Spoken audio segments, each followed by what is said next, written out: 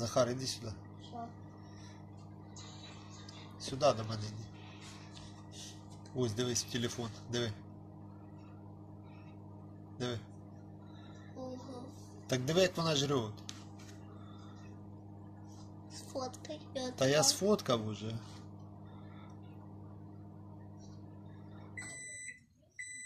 Може Да. викинуть цей перець. Та викинуть, звісно, так взагалі дивись інтересно. Подавила. Я ще такого не бачив, щоб гіркий перець гусінь їла.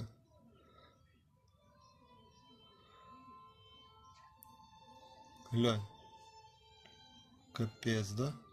Угу. Аж страшно. Чого? Щоб вона не вийде. А он дивись в перчину. Там не страшно. Дивись, там її не видно навіть. Щось і телефон не хоче фокусуватись.